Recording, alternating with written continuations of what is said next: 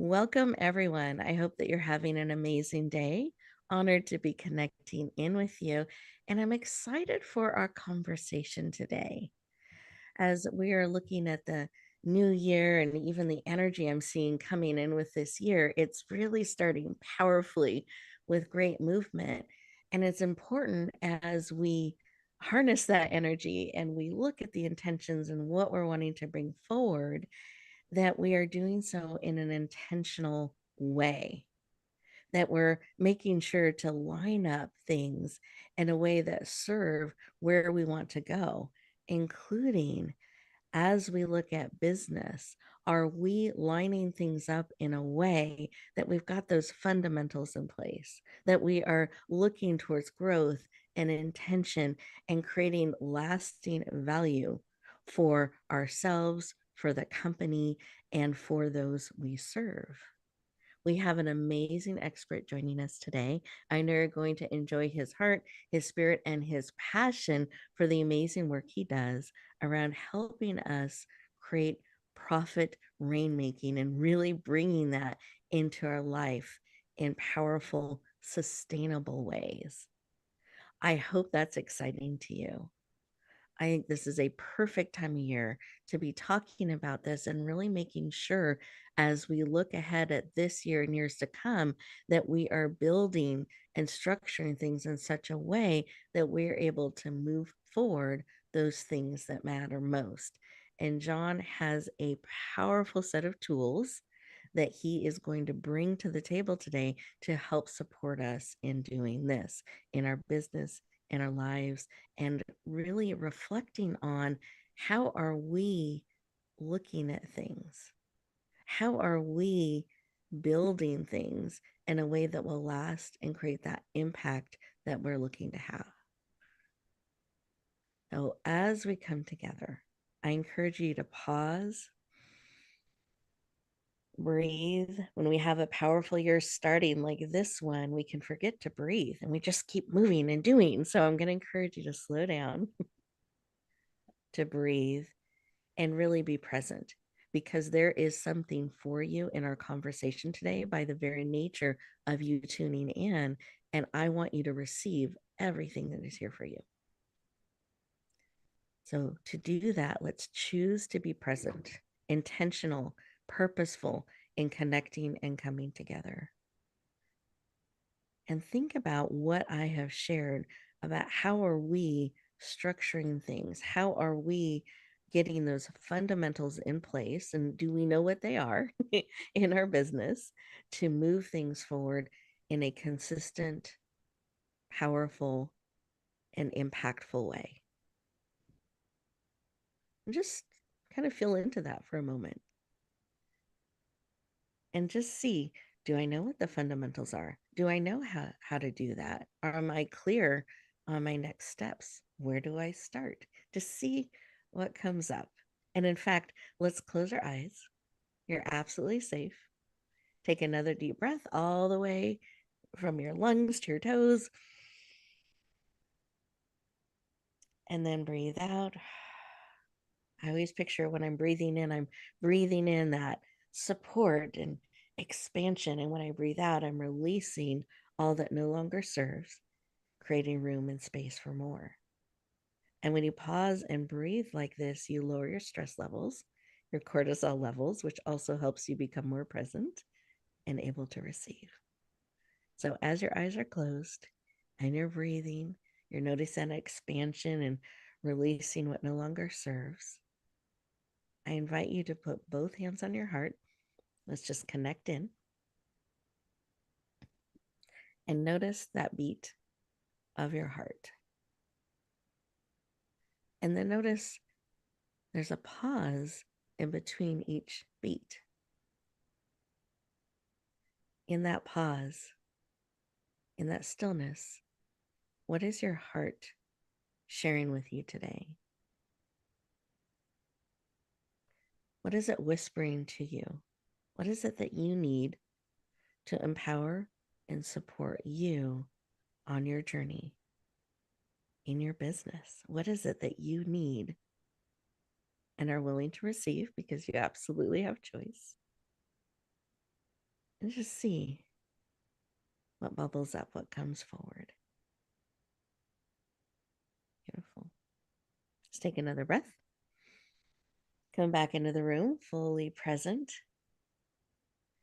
What I felt kind of bubbling up was clarity. How important clarity is when we are looking at bringing things forward. Do we know where we're at? Do we know where we're trying to go? Are we clear on the next steps to take? I'm curious, John, as you took a moment to stop, pause, and listen, what came to your heart and spirit? Some serious Zen vibes.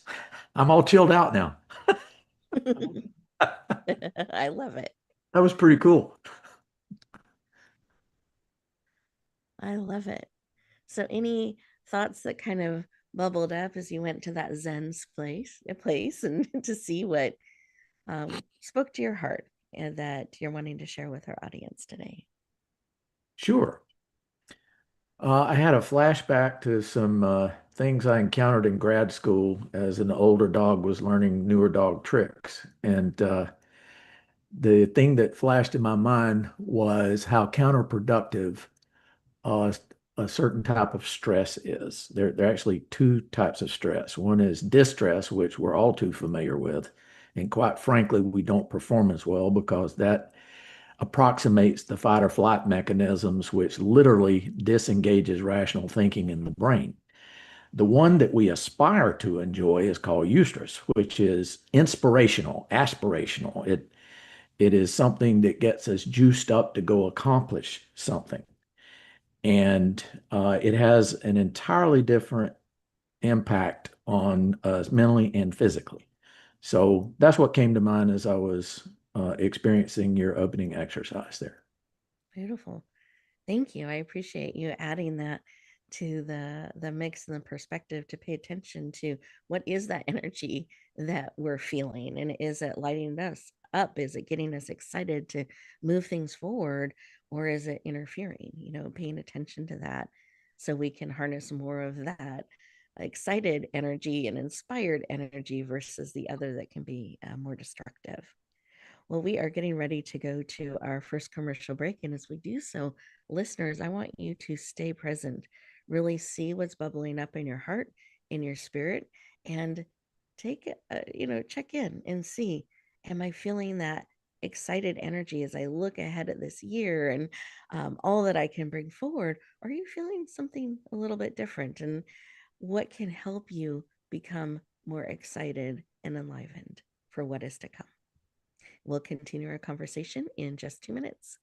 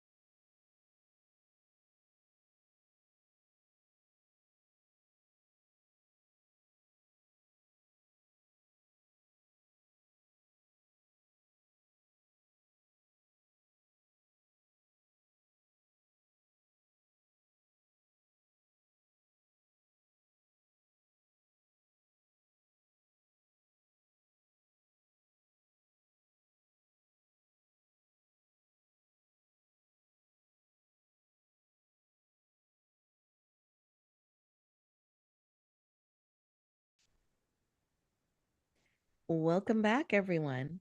I hope you enjoyed those 2 minutes and you had an opportunity to really sit with what is coming forward and paying attention to the energy there. Are you excited and leaning in and purposeful and you know that next step and it's very clear and you know where you're going and can't wait to get started?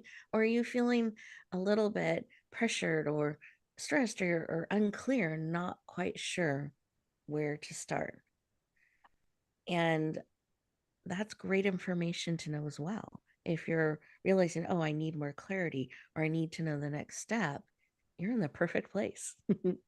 We're going to be able to share some tips and insight on that today. Or you may know this is exactly where I'm going and what I'm building. And some of the tools and concepts we're going to talk about today are going to help you harness that energy even more powerfully to build and go where you want to go.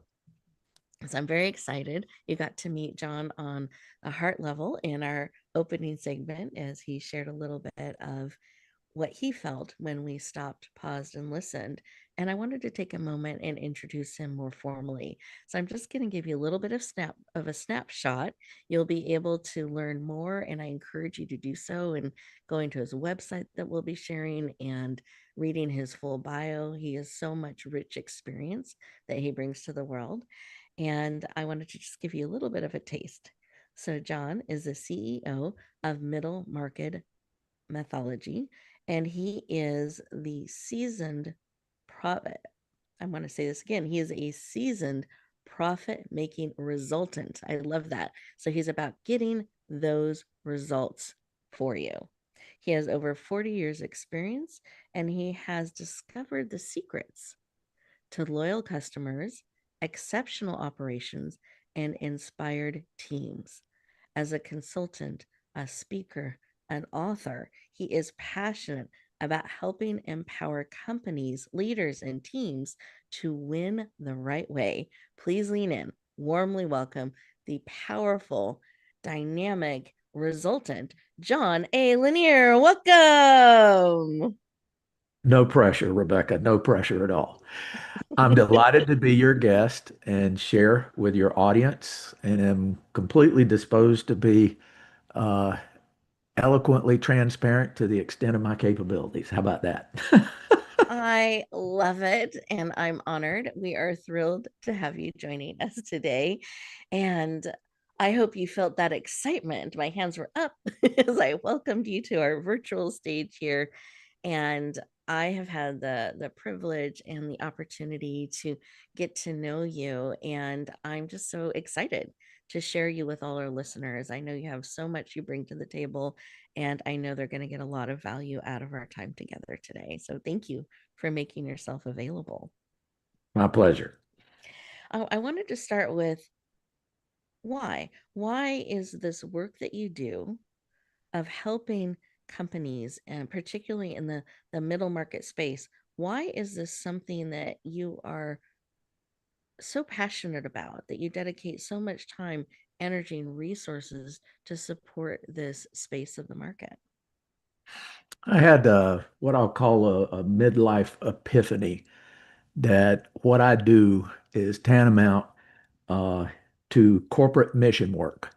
I pull for the underdog with every fiber of my being. They are half the economy, they are half the employment base, they are the incubator of our economic future.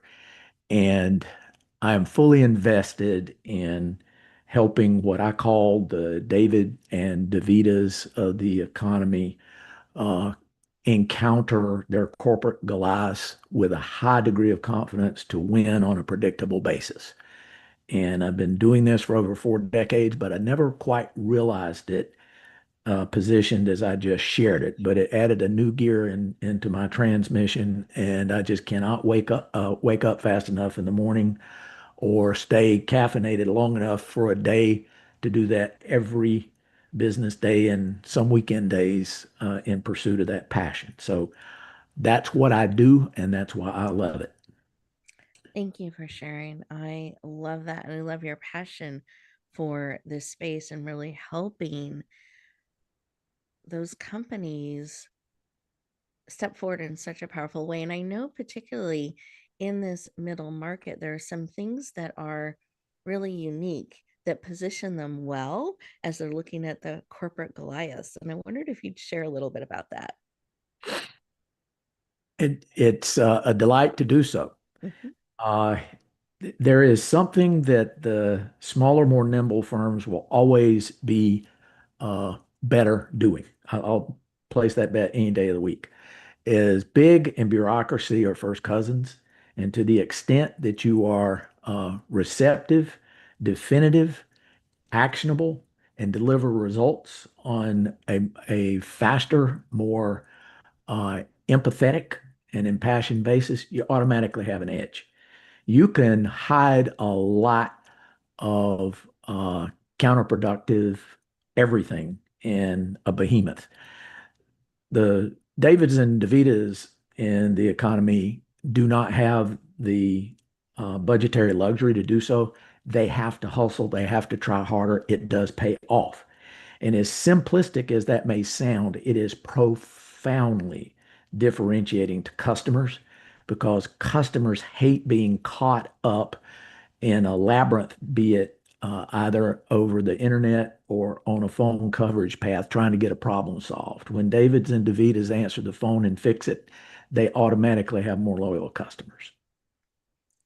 Thank you for sharing that because I think frequently leaders of companies in this space don't realize how powerful an edge that is, that they are able to maneuver, be responsive, and really not have some of the bureaucracy things that clients and customers get so frustrated by, that they're able to be more nimble and move things forward in such a powerful way. So I appreciate you highlighting that for our listeners because I think that is missed sometimes. And as they're looking at the big corporate giants. They forget some of their superpower that they have. So I appreciate that. Now, as we're starting our conversation, I just wanted to give you a moment. I know I got to share a little bit about you. I'd love for you to share. Is there something you want our listeners to know as we are starting our conversation here? Well, why don't we do it in the framework of profit rainmaking, which Mhm. is a branded term for us now. And it is deliberately ambiguous because it's a marketing hook. When most people hear that term, they think primarily in terms of sales. That's a part of it.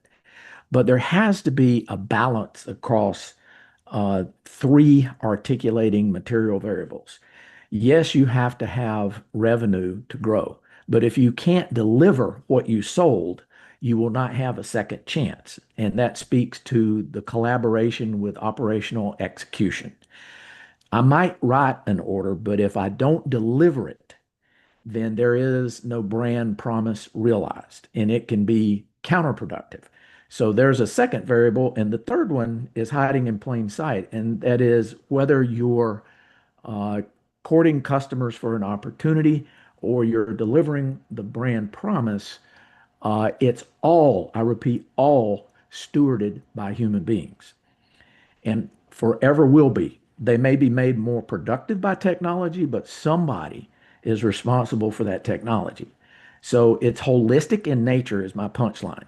And as you contemplate growth, there is a symbiosis across those three variables that can't get out of balance. They need to be aligned and harmonic.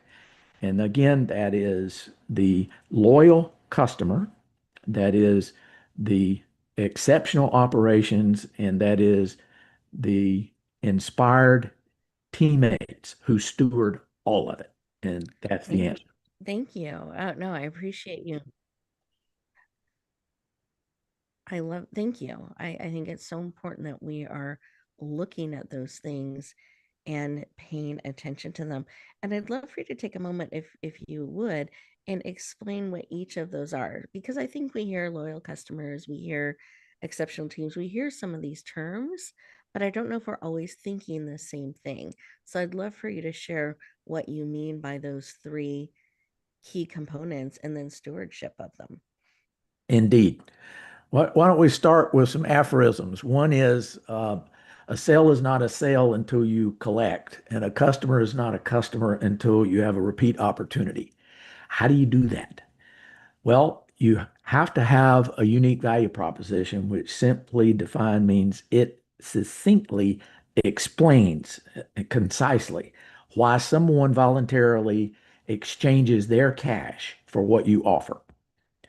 And a lot of people assume they know why customers buy from them, but unless they do voice of the customer, they don't really know. And in my work over 4 decades, there usually is a pretty big surprise between what the entrepreneur thinks and what the customer says. And it's a real easy thing to do, and it's ask.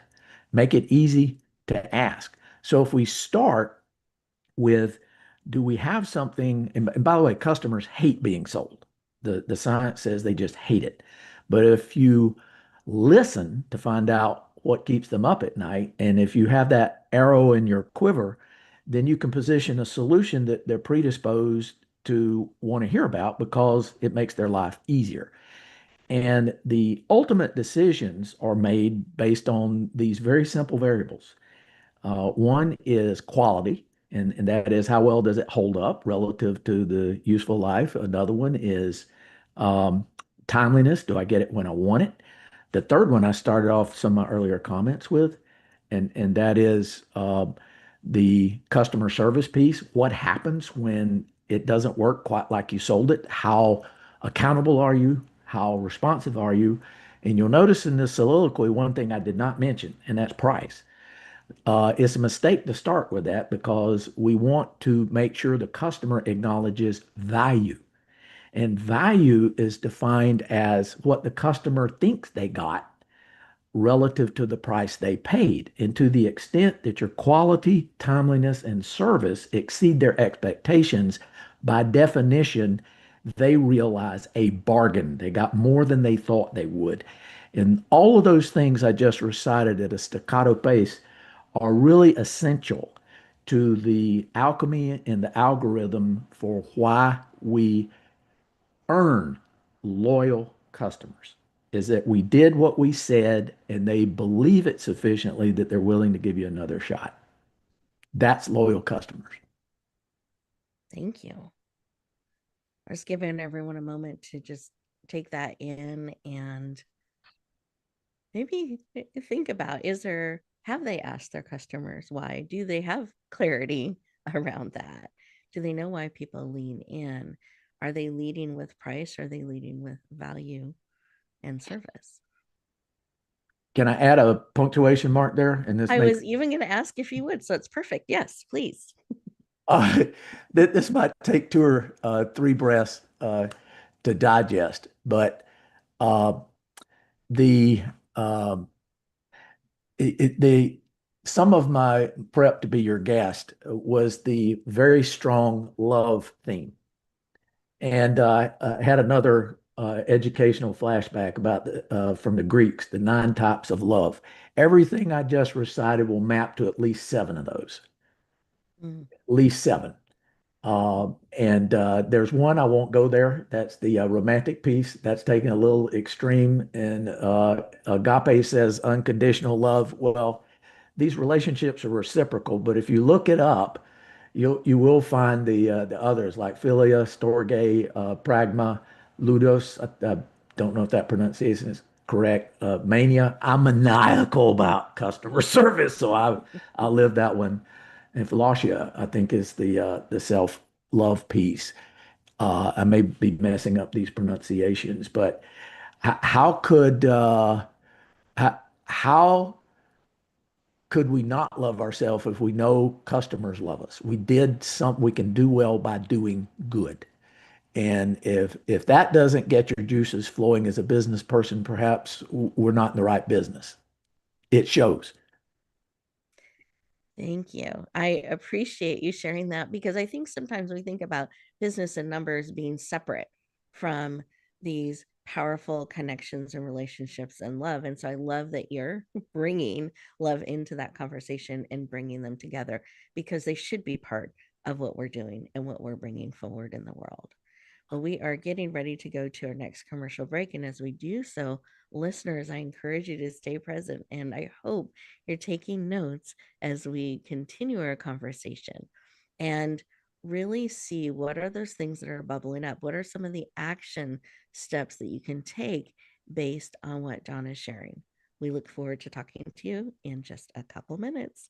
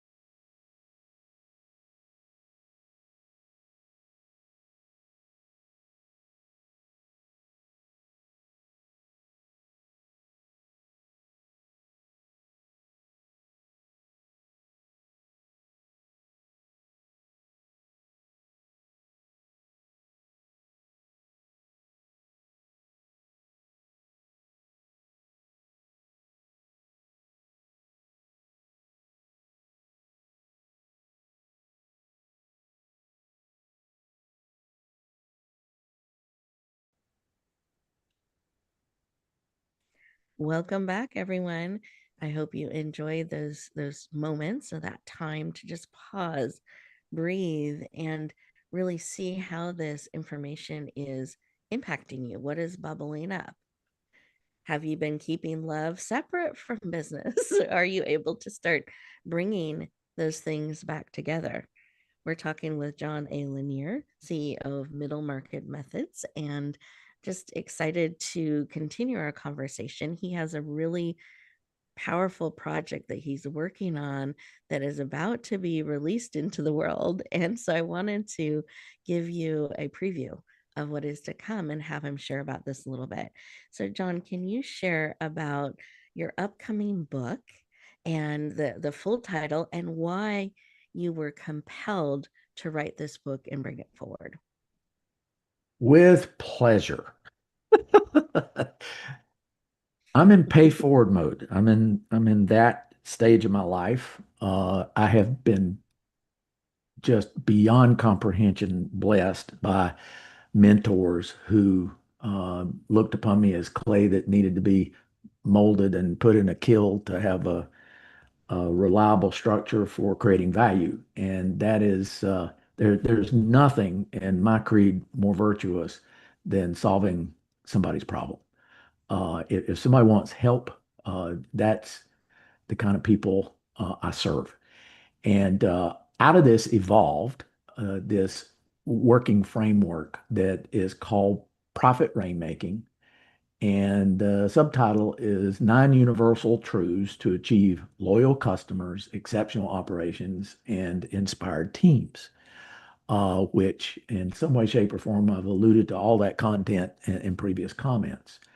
The book has nine chapters in it that the titles are what I call universal truths from my reflections and my experiences in my over 4 decades serving the Davids and Davidas in their competition with Goliath. Um, I won't recite them all, but I'll tease you unless you want me to, but I'll tease you with a few of them. And for example, know what, why, how, and for whom you make money. There's some surprises in that. Um, Make it easy for customers to do business with you.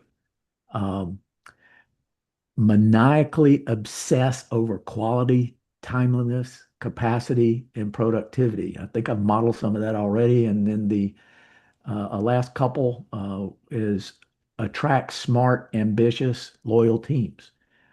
And chapter 9 is excellence always improves. Some people look at continuous process improvement as a destination. I didn't learn it that way. Everybody's cheese moves. All knowledge has a half-life. If we aren't after this, every waking moment will wind up behind the pack because excellence is a journey. So I wanted to impart these things that I've learned and have science and experience behind it that may be beneficial to aspiring Davids and Davidas in their own economic quest. Beautiful. Thank you for sharing. And I know we've had many conversations about your book, and you are passionate about giving them tools and resources and steps and examples in the book. Would you mind sharing a little bit about that just to give them a taste? Oh, sure. I've been told I'm a content machine, and my retort to that was, if I had to be full of something, I'd rather be accused of being full of content. Um, that the hopefully somebody finds some humor in that. I'll share a customer example, and this book has a lot of them imparting these points. But on the customer service piece, one of my clients um, insisted on any customer complaint that came in above a certain level, automatically transfer it to the CEO's office. And when most people hear that, they say, "Are you kidding me? Why would you do that?" His answer was very, very practical. He said, "I want unfiltered voice of the customer feedback." And he said, "I spend more time getting them to believe I'm the CEO of the company than I do solving their problem." And he said, invariably, we get to a pause and he listens, which is a virtue. And he says, he asked a question: "How do you propose this gets fixed?" And he said, with almost 100% probability, "I do exactly what they said would make them happy." And I said, "Well, that's a story in and of itself. Help me understand how you got there." He said, "Invariably, it costs me less to provide what they asked than anything I would have come up with on my own because I recognized it was a legitimate problem. We were wrong. It needed to be fixed to repair our customer relationship, and it was the right thing to do." Well, I would wager to say most of your listeners would react to that with incredulity, like, "Did that really happen?" I assure you it did. And he's a quite successful CEO, and it's one of the biggest lessons I've ever learned in what I do. So if that doesn't impart the message with a testimonial, I don't know what will. Thank you for sharing that. I love that. And again, giving that a moment for people to just kind of digest and sink in, because in most cases, you would rarely talk to the CEO, the leader of the company, about a problem. And what a refreshing and powerful way he is doing business and resolving things and truly listening, getting that feedback, and able to take action.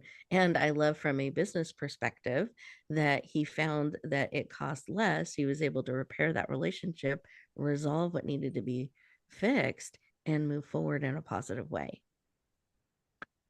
Truly There's a powerful. there's a theme worth pondering there, and that is in some businesses. Well, I firmly believe you can do well by doing good. Hmm. That's an aphorism, personal aphorism. Um, when you when we have very long solicitation cycles to land a new client, and we lose them quickly because we did not execute our brand promise, we have lost more money than we know how to measure because all the expense that was required to get the initial relationship is now sunk cost. It's not an investment. So when I said customer is not a customer until they repeat business, that is especially true for those which take a long time to land. It needs to be thought of as an investment, and it requires us to be very skilled at how we communicate what we do with our customers to learn if it starts with listening, what keeps you up at night, so that we can figure out if we have something they need. And the better salespeople that I know, the sales professionals, I'll call it, there's a difference between a salesperson and a sales professional. The better ones go in to solve the customer problems irrespective of their own economic benefit. And I'll prove it with my own um, methodology here. Uh, Half my inbounds I refer to somebody else. And people look at me crazy on that. Why would you do that? I said, because it's the right thing to do, and what they needed is not something I do. But what they remember, and this is how I promote myself, is I'm a problem solver. I want to understand what you need, and if it's not me, I won't leave you hanging. I will get you introduced to the right person. That's pretty powerful, and that's another one of those things that David's and Davita's. If you are empathetic and you're curious and you have a servant leadership heart, you automatically are differentiated. You automatically are differentiated, and you can monetize that. Does that mean you're exploiting somebody? No. Getting back to square one, customers hate to be sold. But when they know you can either provide or introduce them to somebody who can help solve their problem, you create value. If it's you, it's tangible. If it's a referral, it's intangible, but you still win. Thank you. That is so, so true. And I think is important that we develop those connections, relationships, and resources that partner alongside what we do, that our customers, our clients, those we serve come to us for, even if we're not the direct deliverer of that need, we're able to refer to quality people or organizations that can help them with what they need. And that's a win in and of itself. So I think that's so, so important that we're networking, we're connecting, we're able to bring those valuable connections, referrals, and relationships forward. We don't have to try to do it all on our own and everything. So I love that you're able to refer that way and just build more service and support for this space of the market. Oh, I'd love to go back to the book for a moment because there's some things about that that I want to make sure we highlight today because our listeners love to know when books are coming out so they can put it on their calendar and be watching for that. So, do you mind sharing when the book's coming out, the launch day, how that works? And I'd love for you to describe the cover as well so they have a visual of what they can be looking for. Oh boy, adjectives. Well, the book will launch on March 24. And hopefully, your listeners will find it particularly enticing that for the first 48 hours, they can get it for a very, very special price of $1.99. Mhm. And they may ask, why are you doing that? Well, let's get back to uh, how we started. I'm in pay forward mode. I'm rooting for David and Davita. I want them to slay Goliath on a regular basis. And this is my contribution to their first steps or complementary next steps in that quest. So that's the motivation behind it. And it will at some point after that will be available in hardcover. Um, I'll turn it back over to you if I have not answered everything you wanted me to cover. Yeah, no, this is great. So March 24th, I encourage everyone to put that on your calendar. We're going to be sharing and promoting the book as well. We're very excited about it coming forward. I've had the opportunity to review an advanced copy of it, and I know there's so much value in this book. So I really encourage you to lean in, take a look at it, take advantage of that special rate that John is paying forward and sharing with us to be able to have an easy yes to bring this resource into your library. $1.99, but it's for that limited time. It says it just comes out on March 24th. So put that on the calendar. And John, can you give us the full title and describe the cover for us? That's the part I overlooked. Uh, Again, it's Profit Rainmaking, colon, 9 universal truths to achieve loyal customers, exceptional operations, and inspired teams. And you will know you found it when you see an upside down umbrella on the cover that I will call aqua in shade on the panels, and it is essentially catching cash raining from the sky, brimming over. The umbrella's full and it's still falling. And that hopefully infers the whole message is that if you do it right, it will be overwhelmingly beneficial. And I truly, sincerely hope you'll find the right things for your particular approach to the market. I got to share something here of the people who invested, and there are a baker's dozen of them, of the people I asked to invest their precious time to ponder these 300 plus pages. I was simply blown away with humility and gratitude at their confirmation and affirmation of what I was trying to say. And some of the feedback just really reached me to the core of my soul. One person in particular said, uh, "I thought he was inside my head because I found myself talking to myself on some of these points." Uh, Folks, it doesn't get any better than that. In the Olympics, we might call that nailing the landing. So it was very, very fulfilling to get that confirmation that I was in the strike zone of the ambition behind this project. Thank you for sharing that. Yes, the feedback that you got was so powerful and impactful, and from so many different perspectives and walks of life. That was something else I appreciated in the people that you reached out to that leaned in and read the advanced copy and shared their thoughts and feedback on it. So, congratulations on creating something so powerful. We're very excited about it coming out on March 24th. And we know that the other formats, soft cover, hardcover, those will be out a few months out, not months, I'm sorry, a few weeks after. But everyone can get a jump start on that content starting on March 24th. So, everyone put that on your calendar. We are getting ready to go to our next commercial break. And this gives you a moment to really think about some of what John has said, has shared. I hope that you hear his heart and his passion for the work that he does in really helping businesses thrive, create these dynamic connections and relationships with those that they serve, and be able to keep moving things forward in such a nimble, responsive, and powerful way.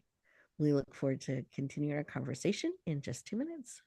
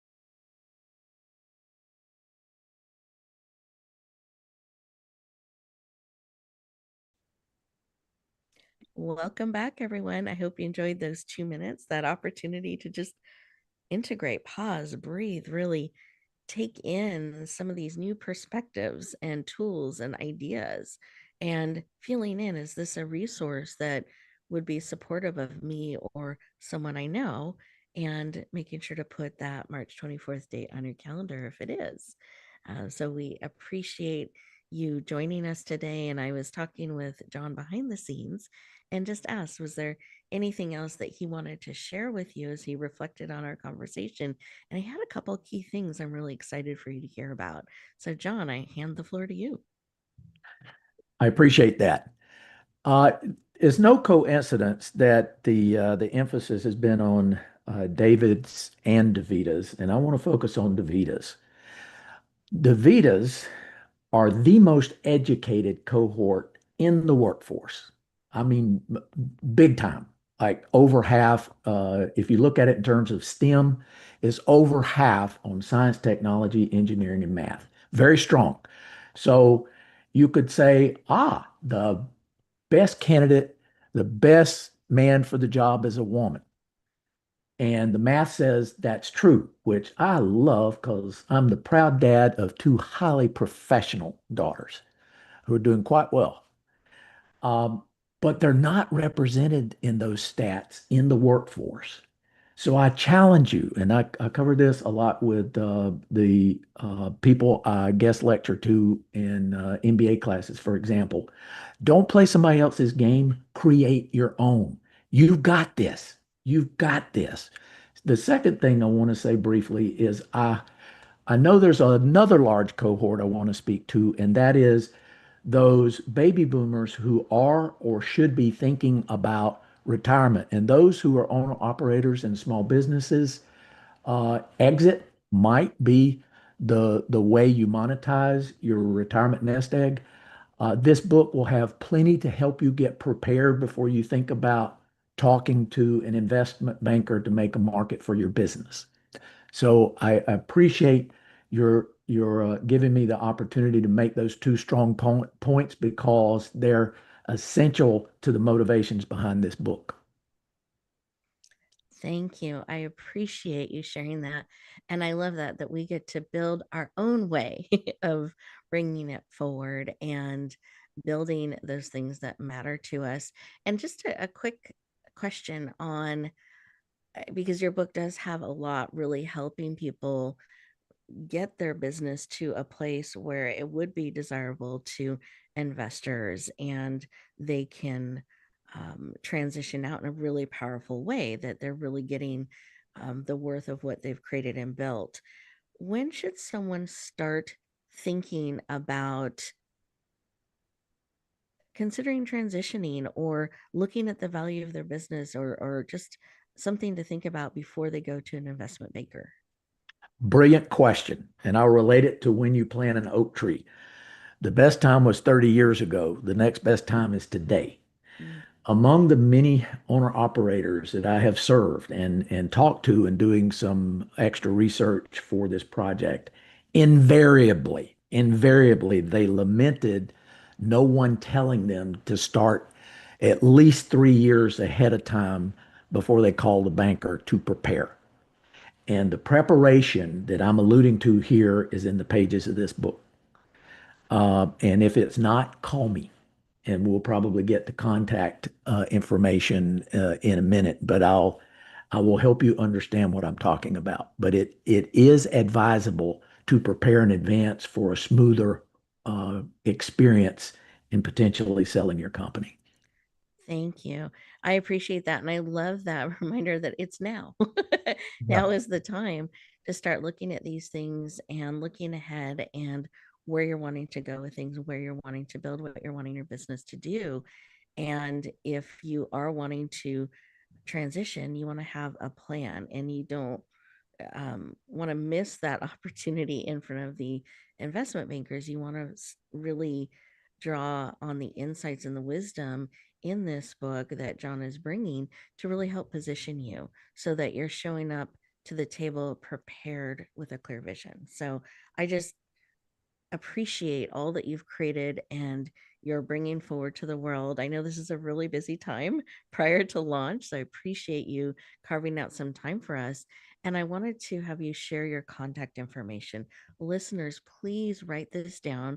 Reach out to John. We're giving you this information on purpose. It's not just for drill. We really want you to be able to connect and go deeper for those of you that this is a really important connection for you. So, John, please let us know the best way to connect and go deeper.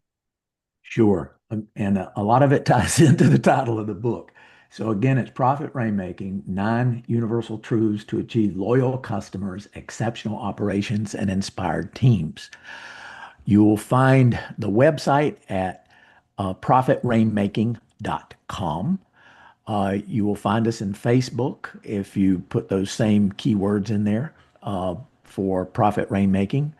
You will find us in LinkedIn, either under my name in the corporate name, Middle Market Methods, or Profit Rainmaking. So that's LinkedIn. And we also provide content. We do something called Profit Rainmaking Minutes, which you can find under Profit Rainmaking and my name, John Lanier, on YouTube. If you go to the website, by the way, you will see a lot of content to include our publishing quarterly profit rainmaking articles on creative topics to making profits rain. And if you would like it, it is free. If you would like to be on the distribution list, just communicate that to us over the website and we'll be happy to include you. It's a way to stay in touch. And thank you, Rebecca, for allowing me to share that. You are very welcome. I feel like it's such a um, I was just saying, like a plethora of so much powerful tools and information and insights. You have so much information that you are bringing forward and that they will have access to by getting on your list and digging into your website and your mailings. I just appreciate what you're bringing forward, your heart to really pay this forward and help David's and Davita's really step forward in powerful ways to bring their business, their vision, what they do to in the world forward in a game-changing way. So thank you for the work that you do, for the book that you're bringing forward. We're very excited about it. And listeners, I want to thank you for leaning into this conversation of perhaps exploring things a little bit differently than you have. And I hope that you've been given some tools to consider, concepts to think about, looking at your business and looking at yourself and how can you bring your heart into the work that you're doing and clarity on some of those next steps that can really help you bring your work forward in the world. It is so needed because each of you are beautifully, purposely, and powerfully made and absolutely needed for such a time as this. I encourage you, as John was saying, today is the day. If plant that seed 30 years ago, if not, start today. So today, what is a step you can take to help you bloom where you're planted and shine? Have an amazing week, everyone.